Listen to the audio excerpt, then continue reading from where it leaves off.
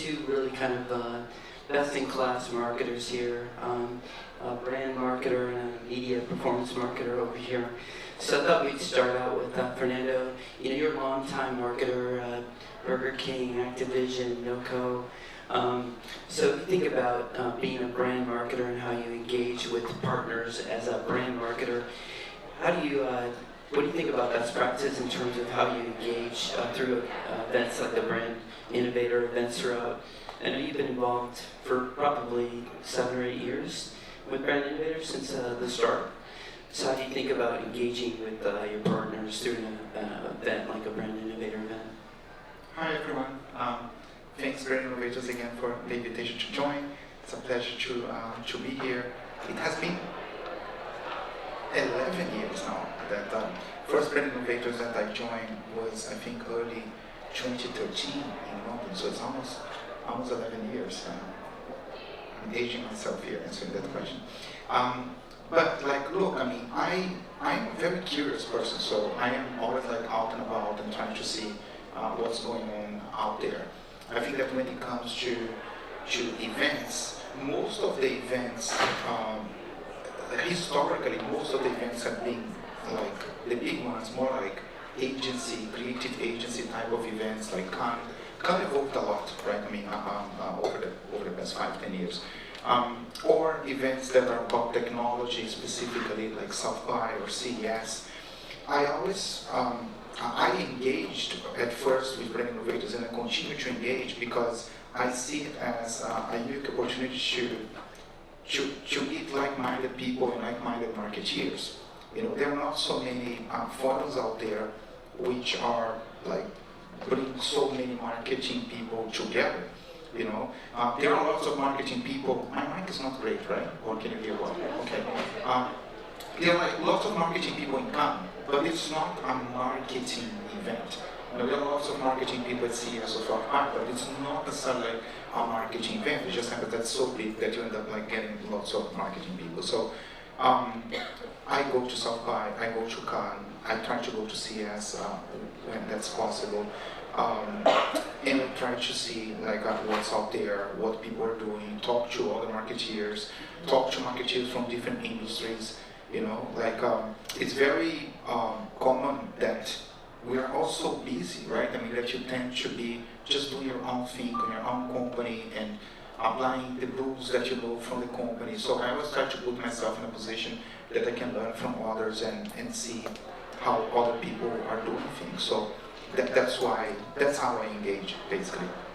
So in those events, I assume you have many partner meetings, that many partners that want to meet with you at Cannes or one of those events as a brand marketer. So you're probably getting inundated with partner meeting requests. So doing it alongside Brand Innovators, where there's multiple partners there, does that kind of help you get access to more partners rather than having to take on individual meetings with every partner? Yeah, like I see it differently, and I think I will answer your question by answering a different question. Like my LinkedIn is inundated by messages every day, and email too, because my email is so easy, and it has always been I always try to have for at something, so it's easy to guess. And I think that the connections that are most valuable and the ones I nurture and the ones I invest time is when a partner reaches out after doing a little bit of homework in terms of understanding my brand, my business, and what we've been up to, and what are the things that that can be truly helpful. You know, when it's an approach more like cookie cutter, the same way like the company is approaching anyone else, people like me won't engage in full. You know, we may, if you by accident you come with a topic that's very relevant and hot at the moment for us internally, but from my perspective, the way the ones that I can remember were very successful was when people reached out saying like, hey, we took a look at what you guys were doing on Dumpler Unilever, and we saw an opportunity here. Like, I'm just making shit up here. It's not that far, but Like, hey, when I do search for a product, I cannot find your product. You know, like, hey, do you see, like, I Google your brand, and you think, like, you are number, I need to do page down, 10 times. Do you know how to overcome that? Here's, like, a couple of ideas. I'm like, oh, okay. Like, someone invested and put some thinking behind identifying a problem that maybe I haven't even realized I had. That's just a silly example. It can range from, I remember once an agency, a music agency, saw a campaign that we were doing that was very hot for Burger King and sent me an email saying, listen to this. That was the email. It was not like 3 paragraphs explaining what they've been up to. And then I opened, and it was a freaking amazing track for the campaign we were doing. I grabbed the phone. I was listening to the music. I grabbed the phone, called the guy, bought the song, bought the rights, which it was super cheap because they just wanted to get their foot in. And since then, like when I was at PK, we've done like 10 projects together. You know what I mean? Like, but because they got it, they understood what the brand was about, they understood what made us tick, they understood like what we are heading towards, and they came up with something that was truly adding value to my brand at that time. It was not just like, hey, we're doing all this work for QSR. Let me talk to you about these 10 things that we're offering every single one of your competitors. You know, like that is less interesting from marketing perspective. Yeah, I think it's always best to work your way back from a customer challenge or opportunity. So Josh, you think about it from a performance marketing standpoint. You know, obviously you're being growth marketing for Lemon Tree, and think about using media and engaging with partners around media. How do you like to engage with partners when, you know, alongside of a brand innovator event, whether it be a Cannes or whether it be a, you know, a CES or an Ad Week? Yeah. So hi, I'm Rita Cash. By the way, like I'm going to do like corporate IT like flag, you just click it on someone's like I did that all the time. And I avoid failing those things. So I'd say so the couple things I'd say. First and foremost, I'd say that all the selling people in the room, wait, they got to take a picture. You get it? Yeah, thanks. I rarely get a picture of my mouth closed, so I try to stop when I see the guy doing it. But so what I would say is for anybody that sells, like first of all, like know that the majority of us on the brand side have tremendous respect for what you all do. It's the hardest job. My first job online was selling, but I sold batteries in the 90s. It was like selling crack in the 80s. It was not hard. I think that what you all do in terms of differentiation, in terms of breaking through, you hit it on the head of like, give me something that at least shows that you've done some research on my business, but by the same token, like be super curious about like how you can help. You know, for me when I like to engage in partners, it's got to start with, you know, what you're offering and can it actually help us. There's probably a bunch of you who have talked to me in the past, and I think you'll validate the statement that like I'm pretty honest about what we can and can't do, and it just comes with time. So because I don't want you all to waste your time, but there's also a part of like there's time on my team having people to track it down. So I think starting with what the value opportunity is, that's like thing one. I think after that, just it comes down to like what more do I need to tell you to actually get you to come back with something that's more custom to what I need. I think that's also helpful. In terms of events, like. I'll be honest, you're the performance guy, like you get invited to everything. Like I'm invited to I know there's Olympics this year, I've never been to the Super Bowl, I get nowhere because I'm a performance guy. But I have a lot of money. I don't anymore. I get no money in the future. And so I think events, but I do think events are important. I like the smaller, more curated events. I somehow, in 20 some odd years of being in this industry, I've never gone to CES, I've never been to Cannes, and I don't mind. Like I love my community, but I can see you in New York versus France. France is much nicer, but still. So I don't activate much at those events. And to your point, like they're not really media events. So I mean, while I enjoy now getting an invite, I don't know that I'll get a ton of value out of going to those things. So I like to keep them small, keep them here. And I think as far as like execution, more so when I was at Bayer and J&J, like we would look at some of the bigger tentpole events because we have big giant corporate sponsorships. But as far as like, I think the ones that provide the most value is ones where they're again just more smaller. They're smaller, they're just more curated, and more targeted to what the audience is. Yeah. So Fernando, you think about some of the mechanisms that partners use to engage with a brand marketer like yourself. You know, think about things like a developer to do like give you, build a music video for you, or do a proof of concept, or maybe you would share an RFI or an RFP that you might be, or what are some of the kind of the mechanisms that you find have been most successful when you engage with a partner in an event and you follow up with them, or they follow with you, and they kind of ask you like, hey, where are you at? What are some of your challenges? What are some of the mechanisms that we could use to become a partner with you and collaborate with you? Yeah, I think usually, and it's a good question, I think that usually the way it happens is like, I have a community of CMO and marketeers that I trust, that are in different companies, and we talk a lot, you know, like the world is really small, and sometimes I have a problem, and I know that maybe those guys in the other side of the pond have already figured out that problem because they may be more digitally advanced than we are, or they, like, I'm on a startup now, so I'm talking to people, like, just as an example, right? When I was working at Unilever, we launched a product, it was distributed 100% the next day. You know, when a startup is grind, you know, like you need to follow a distribution curve. So my marketing school taught me we launched a product, you shout. You know, it was a GRP game. And I cannot do that like I'm a startup. So I need to relearn how to build a media plan. So I'm talking to other people who started as a startup and have grown. You know, and when I talk to them, I ask, who helped you? Like, and then they say, oh, we work with this media agency, or we work with this consultant, or we work with that person. And then I reach out to them, you know, like that's one way. It's a more proactive way. The more passive way is like when people reach out, usually it happens because the most successful one happened when people were identified an opportunity or a problem. You know, what doesn't work is just to try to find time to explain what you as what service you provide.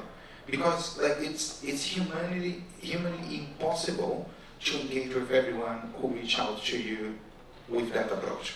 You know, like I would just do that. I would not have a day job. I would just be, okay, tell me what you do. Okay, tell me what you do. Okay, tell me what you do.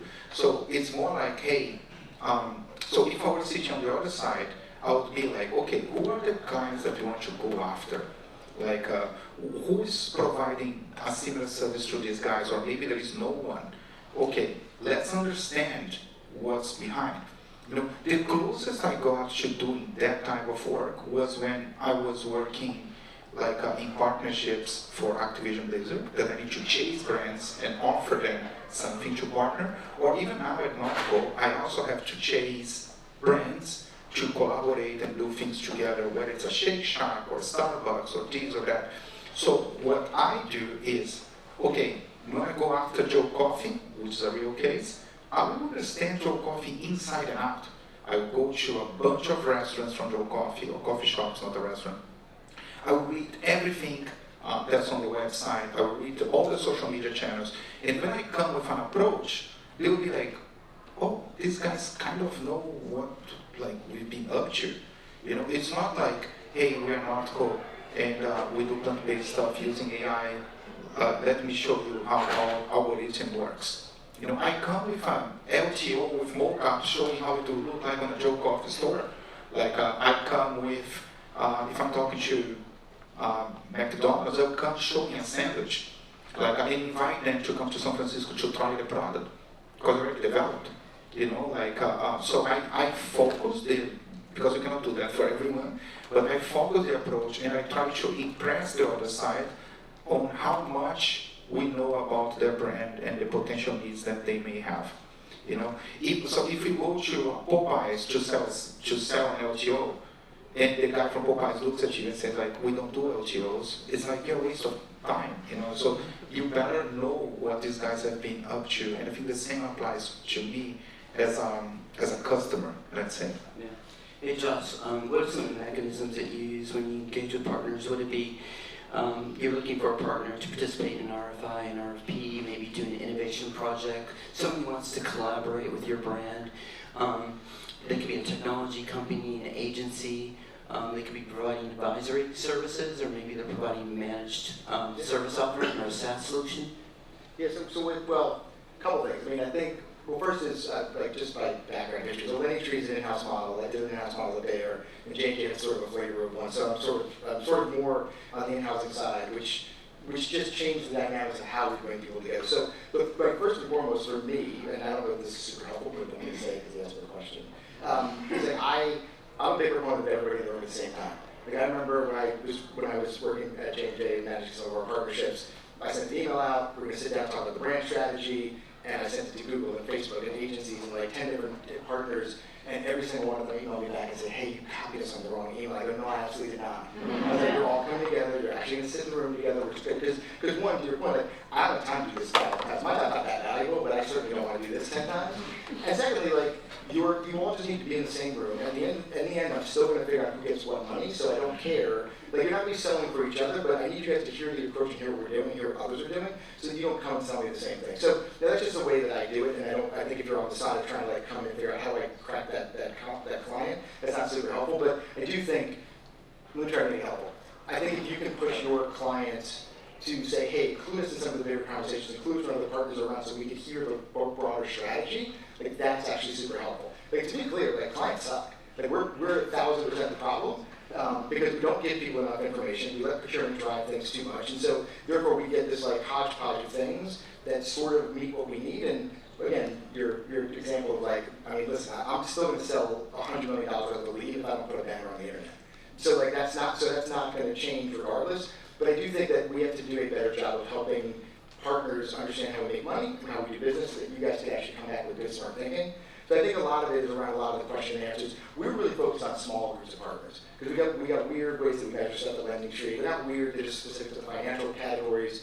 My other categories, they were more broad reach. They're a combination of broad reach and performance. So there was a little bit more of like what each niche felt good. What each partner did for its niche that we needed.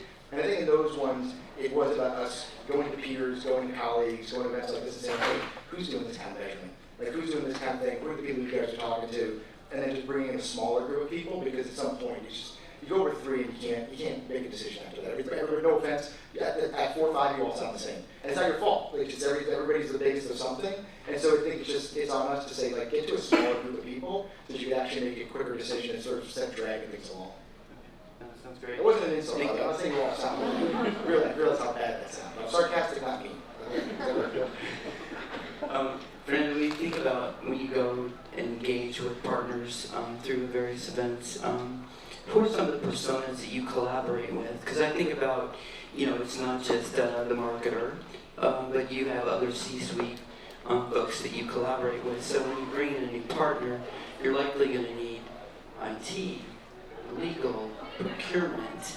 So when you're working with a partner at an event like this and you identify, hey, this is a potentially new partner I want to work with, how can you fast track that? Is there certain people within the org that you say, hey, I want to introduce you to the procurement team because you don't have an MSA, or we got to talk to legal. So I'm thinking like, who would you collaborate with when you're working with a partner? Yeah, I know it will sound very poetic, but like, if I'm partnering with another company or with another brand or with a supplier, I want to be a real partnership, if you talk to any of our creative agencies or media partners or whoever, I hope that they feel the same way. I'm always trying to have like long-term relationships, and I help the partner cut through all the crap that any large corporation will have.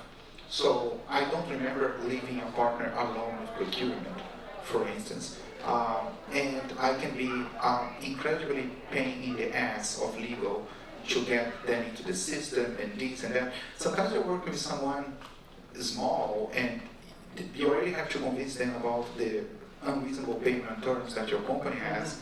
And then on top of that, it takes another 45 days just to have them in the system, so that then the payment terms can kick in, right? So I understand that, and I want them to make money, honestly. Like, what's the point of having a partner and squeezing the partner to death when the partner is actually helping you grow your business? I want the guys to be successful and help us be more successful.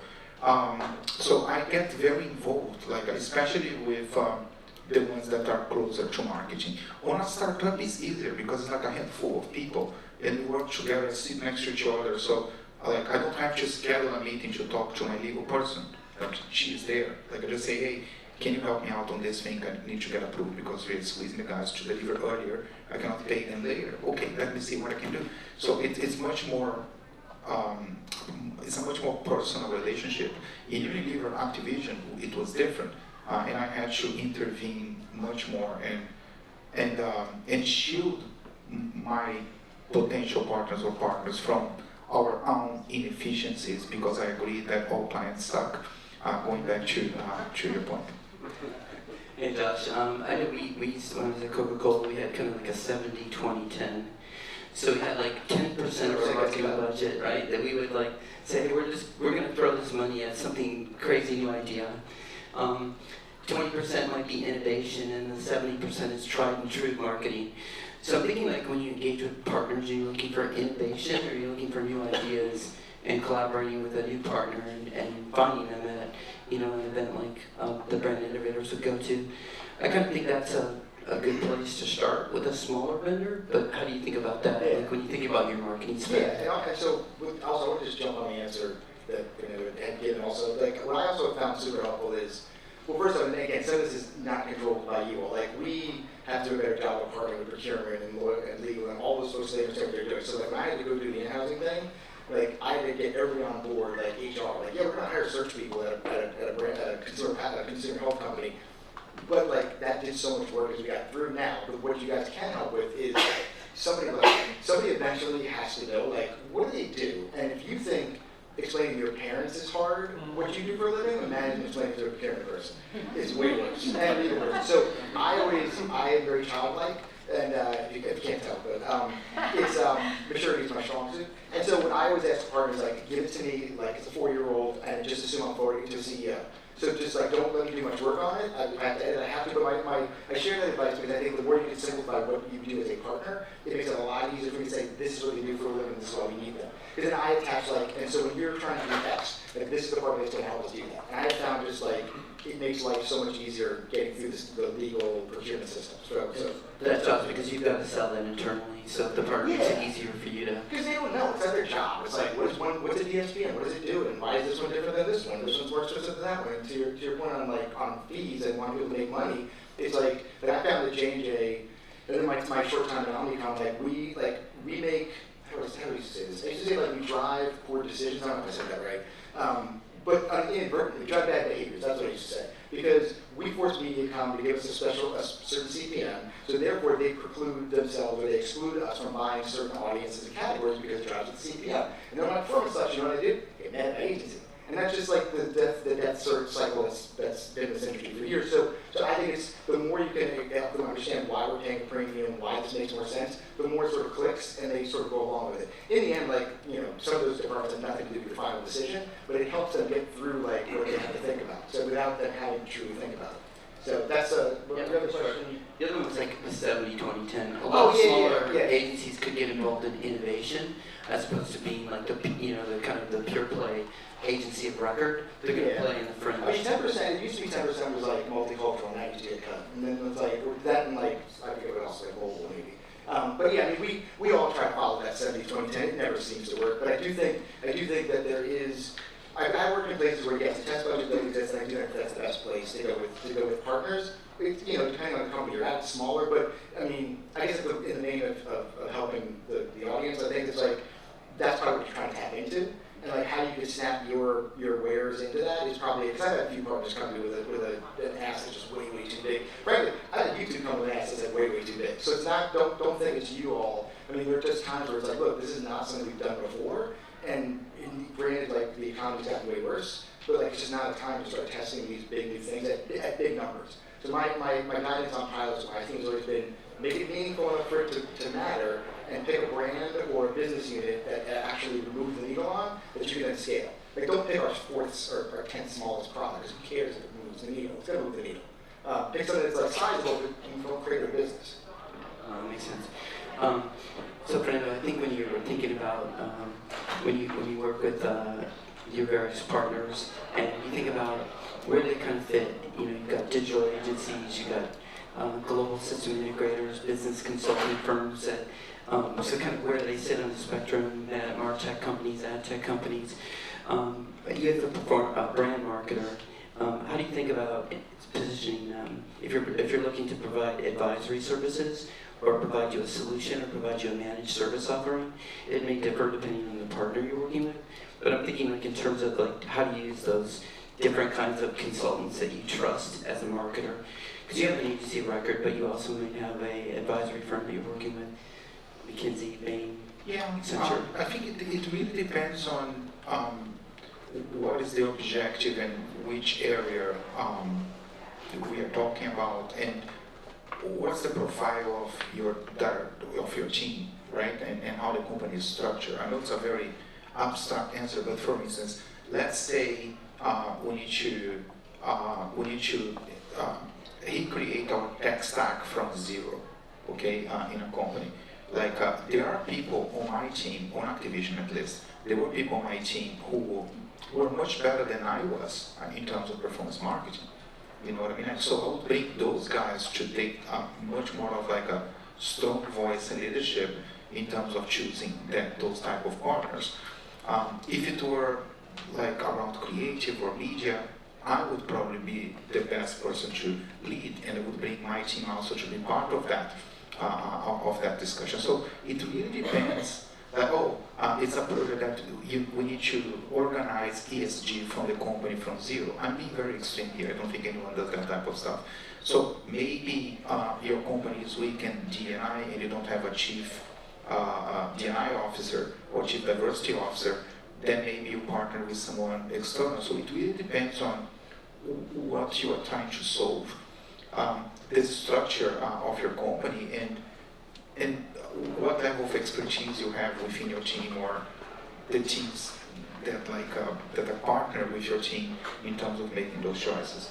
Yeah, I think of Josh, when I think of bringing in an agency or even a partner that focuses on strategy versus tactics.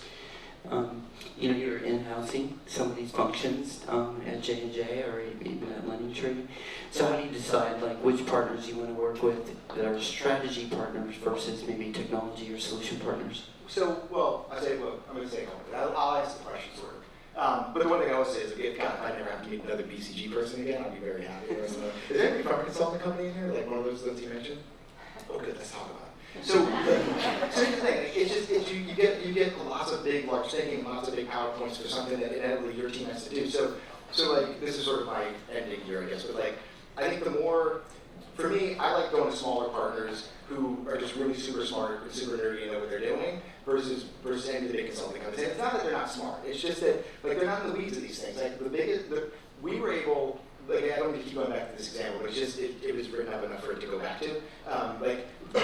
We had this guy who just understood programmatic in a way that my team knew he was an outside person, but he was never big enough to take over our business. So our whole point of bringing him in was saying, look, this person has no chance of taking over unseen media comp, so he didn't care what he's going to tell you guys. He's here just to give us a nice evaluation on where opportunities lie. I've done this in other places too, where and you've never heard of this company, you've probably never heard of this person. And they come in and they do this nice evaluation. So just like Fernando was saying, I find a subject matter expert who's done this for years in a particular category who comes in and just says, this is all the stuff that's wrong and here's all the stuff that's right. I can't take over your business. So I have no reason to lie or not tell you the truth about these things. So I tend to look for partners. I have no idea if I'm answering your question, but it doesn't matter. I just think we're almost done. That's why we have 3 minutes left. I'm sorry. I feel like I'm shocking you because you look at me a few times like you're being asked. I'm not. I swear I'm not. Just be direct. And so I do think you got to find partners who are experts in what they do and let them have at your company. You're going to run. If you work at a big company, you can get stuck in the BCG swirl. There's no way around it. It's just I think that there is a lot of the big names help a little bit with credibility. Yeah. Depending on the size of the company you're in and all that good stuff.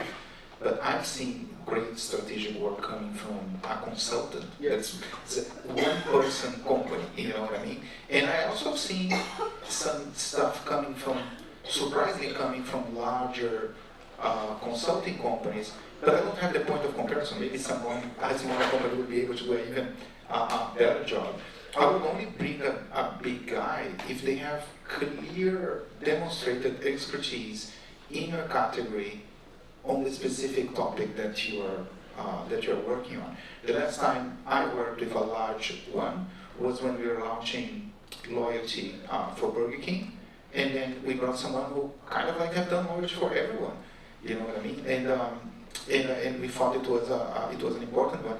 But even in that case, it was not driven by size. But I can see how, I'm not going to name anyone, but like in very large consumer goods companies, like people would be like, oh, let's go with McKinsey, let's go with Bain, let's go with BCG, because they feel that will bring a lot of credibility to the project.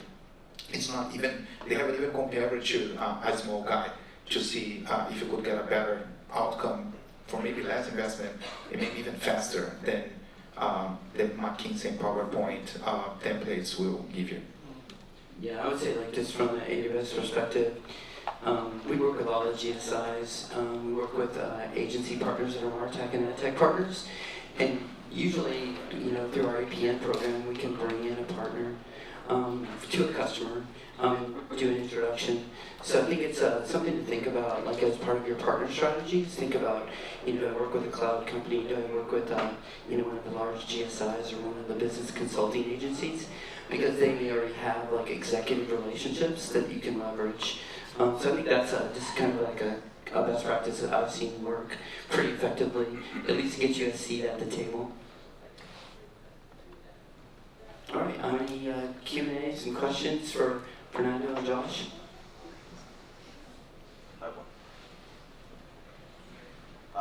So first of all, I would debate the clients are assholes and jerks. I think that it's more about the process and the directness. I'm inspired by the directness, frankly.